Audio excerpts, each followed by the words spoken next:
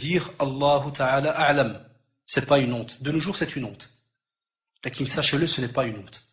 Il est préférable, et je peux le répéter plusieurs fois ce mot-là, il est préférable de s'arrêter devant une chose quand tu n'es pas sûr et que tu l'as pas entendu par exemple d'un savant réputé qui connaît donc dans ce domaine-là. Il vaut mieux donc s'arrêter devant la chose. Ou bien d'un frère compétent qui a étudié et autres et qui sait, qui a entendu par exemple tel et tel professeur réputé ou bien tel et tel savant et ainsi de suite. Ou bien donner une référence. Là j'ai lu ça, mais tiens, dans tel et tel livre, j'ai lu qu'il y avait ceci ou cela. On n'est pas des savants. Des fois, on peut...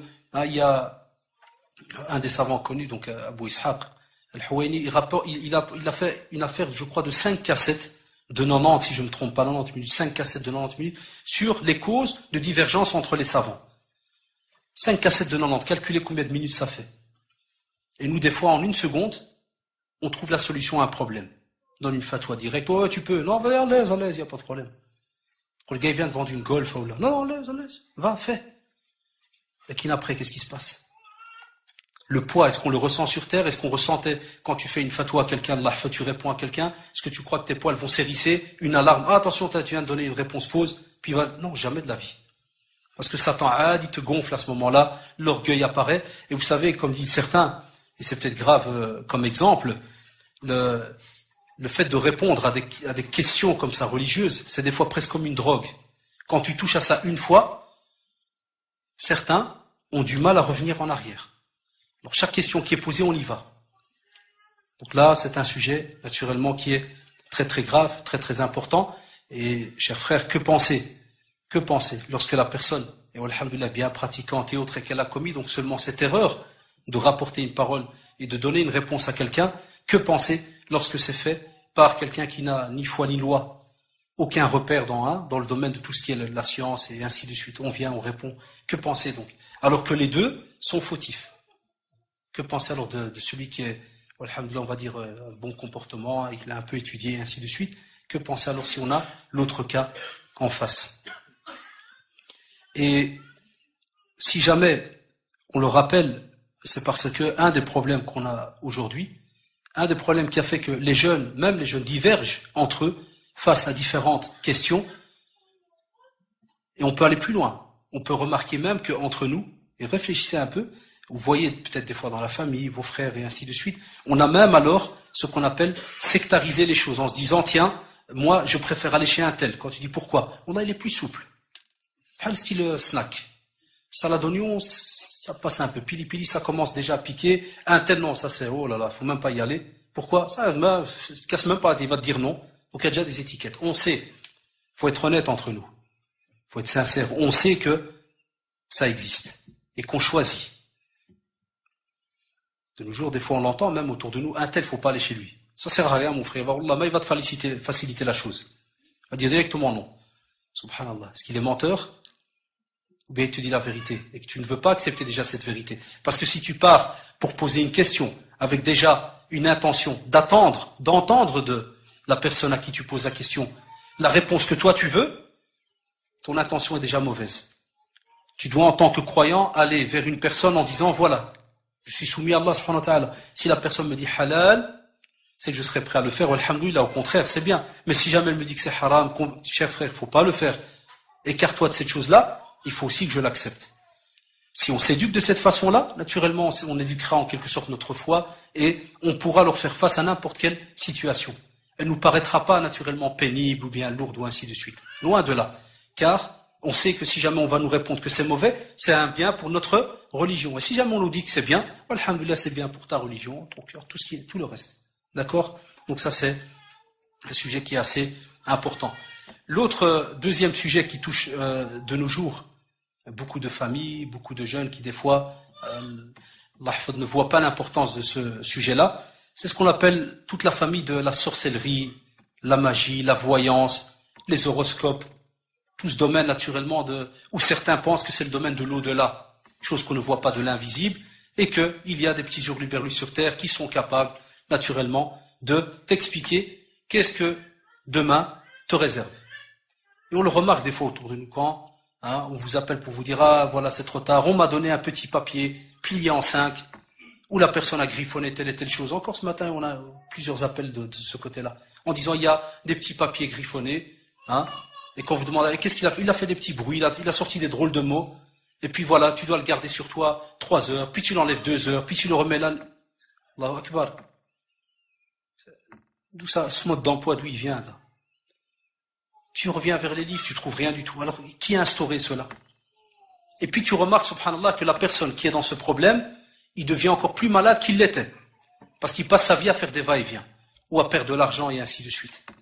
Et il est un fait que ceux qui mettent en pratique cela, et on le voit donc dans la sourate Lavage, sourate al-Baqarah, verset 102, Bismillahirrahmanirrahim, Allah subhanahu wa ta'ala donc nous dit, Bismillahirrahmanirrahim, wa yata'allamuna ma yadurruhum, wa la yanfa'uhum. Donc ils apprennent, et donc les gens apprennent ce qui leur nuit et ne leur est pas profitable. Donc ce genre de choses ne peut être que nuisible pour le croyant, et jamais profitable. Et lorsque l'on dit nuisible, c'est parce que, alhamdoulilah, on a donc, dans la sunna du prophète, sallallahu alayhi wa sallam, les moyens, et on a aussi des savants qui sont donc compétents dans ce domaine-là. Il y a ce qu'on appelle la ruqya, lorsqu'il faut, par exemple, en cas où la personne pense qu'il est envoûté, ceci, cela, donc la lecture du Coran. Ça, c'est les moyens qui sont licites. Mais lorsque ça commence par des drôles d'incantations, des appels bizarres, des styles de poules bien spéciales qu'il faut acheter, ou de coques bien spéciales, des couleurs bien spéciales, là, ça devient naturellement dangereux, et ça devient grave, et interdit pour le musulman. Et ça, chers frères, lorsque vous allez voir, et c'est, subhanallah, j'ai remarqué ça dernièrement sur les sites internet, lorsque vous allez voir un peu ce qu'on appelle donc les prêches du vendredi, un peu dans le monde, vous remarquez que souvent, il y a des semaines où les sujets, ça ne parle que de la sorcellerie, sihr, que des sujets là-dessus. Pourquoi? Parce que c'est un des fléaux qui a touché le plus la communauté. Et lorsqu'on dit la communauté, pourquoi? Ces derniers temps, c'est devenu très facile. On a un peu, façon de parler, quitté les tribunaux, et on a trouvé le meilleur moyen pour faire payer. Ta femme t'embête, il n'y a aucun problème, subhanallah. On va chez l'imam de telle et telle commune, un petit harouz, elle devient comme, je sais pas moi, n'importe quel animal que tu préfères. Le plus calme possible. Va, cherche parmi les animaux les plus calmes, elle redeviendra. La femme, la même chose.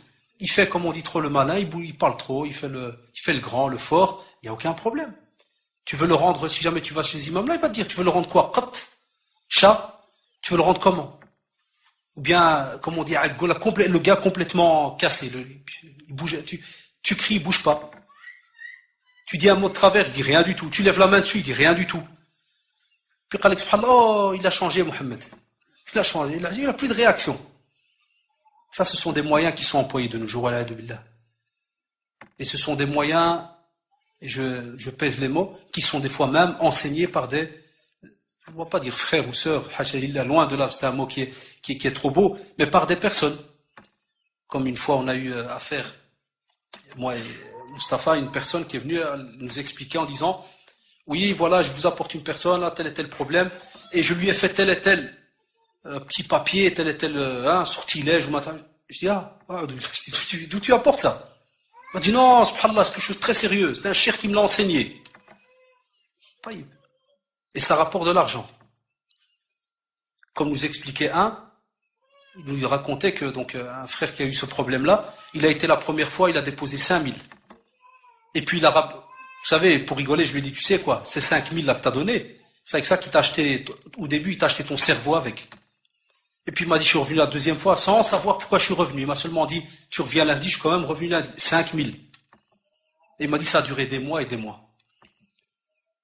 Alors que la parole d'Allah subhanahu wa ta'ala, elle est là, on n'a pas besoin. La sunna du prophète, elle est là, on n'a pas besoin, mais on est prêt à donner des fois des centaines de mille pour, soi-disant, un problème. Et des fois, subhanallah, chers frères, quand vous discutez avec la personne, quand vous décortiquez un peu sa vie, quand vous voyez sa journée, comment il la passe, pas de lecture de Coran, pas de prière, qui veut dire pas de prière, pas d'ablution. Donc, vous savez, on parle, le mot pureté, purification commence alors à s'effacer. Donc, il y a là un corps humain qui est rattaché à rien du tout. Et puis, il s'étonne que Shayatin ou bien Djinouni le tape de tous les côtés. Après, tu deviens ce qu'on appelle comme un objet ambulant, et tu deviens naturellement la proie de n'importe quel shaitan sur terre. Parce que tu n'as aucun rattachement. Alors, comme tu n'as aucun rattachement, tu deviens faible, et naturellement, le premier qui remarquera ta faiblesse, si jamais c'est quelqu'un, machallah, qui est sur la droiture, il va t'expliquer cela comme il faut, et si jamais c'est quelqu'un, wala'adu billah, qui est dans l'égarement, eh bien tu deviendras ce qu'on appelle une zerda pour lui. Et il va te pomper jusque